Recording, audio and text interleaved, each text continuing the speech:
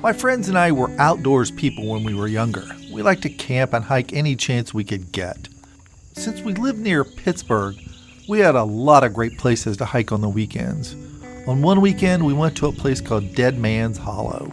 It's funny how I really didn't pay attention to the actual name of the place. That might have been a warning to us, but none of us really took notice. The trails were great, and being out in nature's always rejuvenated my spirit. We hiked down a long, curving trail until we came to flatter land, which was very welcome. We saw all kinds of flora and fauna, and the air was fresh and sweet. Everything was going great until we heard something rustling through the bushes off the trail. We immediately knew that whatever it was bigger than a squirrel, which was a little unsettling. There were deer in the area, but deer usually fled when people were around. Whatever was coming our way was coming right at us. We stood on the trail, poised for anything, when a man broke through the bushes. He was in a bad state, barely able to walk as he stumbled toward us. His clothes were torn and there was blood on them. I thought I saw bruising on his face. We didn't notice then because the scene was a bit chaotic, but the style of his clothes were very dated. He immediately asked us for help. We said we could call the police, but he said he didn't want any authorities involved.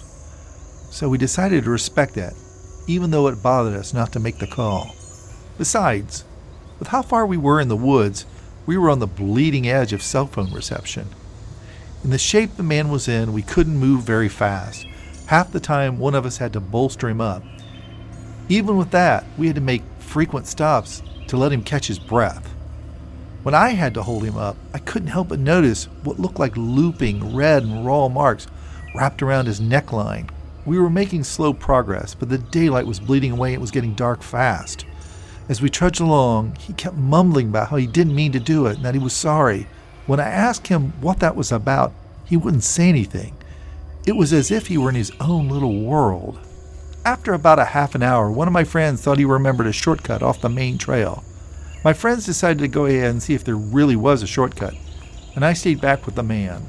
All the while, he kept muttering about how things weren't fair, and that he did what he had to do, but he was sorry. I tried to engage him in conversation, but he wasn't taking my bait. I heard my friends coming back, and I went back to meet them, eager to be away from the man, even for a minute. The longer I spent with him, the creepier he became. I filled my friends in on what the man had been saying, and they agreed that it really was strange. When we got back to where I'd left the man, he was gone. Now I felt guilty for leaving him, so we decided to try to track him down. We went searching and searching. I ended up going down a dark path. Just as I broke around a bend, I found myself in a small glen. For some reason, I got woozy. My vision swam, and I felt as if I might faint. When I came out of my spell, the world seemed different, as if I had shifted out of reality. I discovered the man hanging from a tree just ahead of me. His face was grotesque and distorted from what had been done to him. I couldn't even speak the words. It was so foreign and obscene to me. I stood there in a state of shock for several seconds, unable to look away. It was when my stomach threatened to spin on me that I knew I had to get out of there. I ran back to find my friends. I was in such a state of shock that I could barely convey what I had seen, but I pulled them down the trail. When we got back to the glen, the man was gone, and there was no evidence that he'd ever been there. I thought my friends would think I was crazy, but they said they had felt the same creepy vibes coming off the man, so they accepted that I had seen something. It was a long hike out of the woods, but later, we did some research and discovered that a man had been hanged in the woods, and it was said that he haunted the place. Suffice it to say, we steered clear of Deadman's Hollow in all of our future hiking adventures.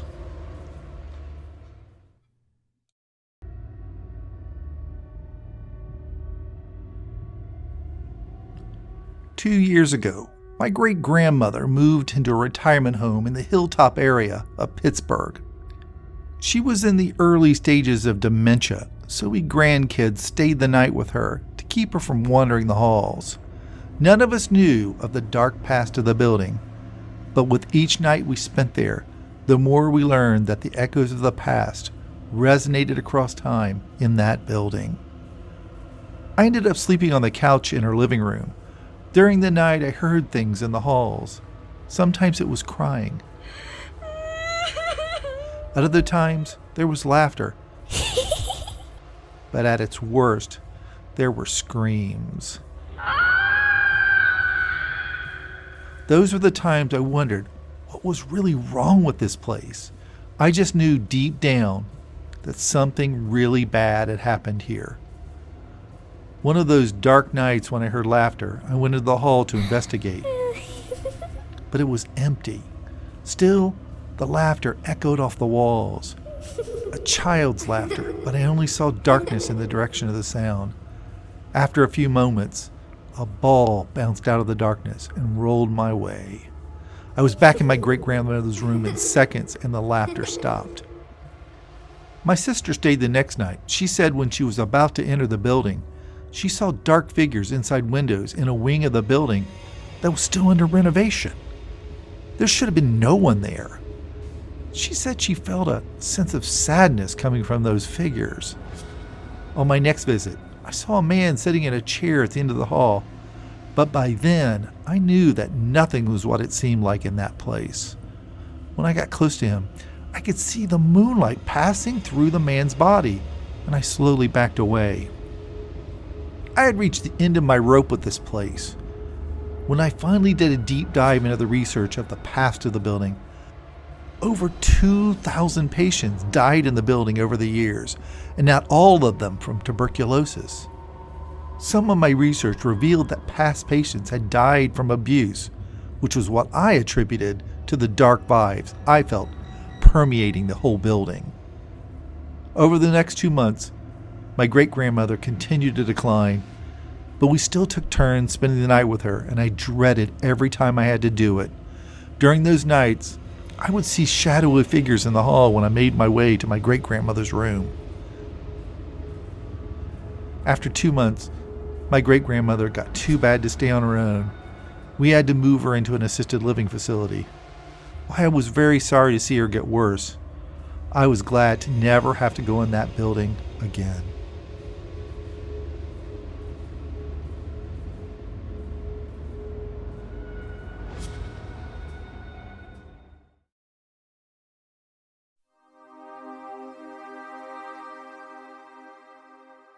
My twin brother and I celebrated a milestone birthday by traveling to Pittsburgh to see a Pirates game and to enjoy a weekend in a city we didn't know much about.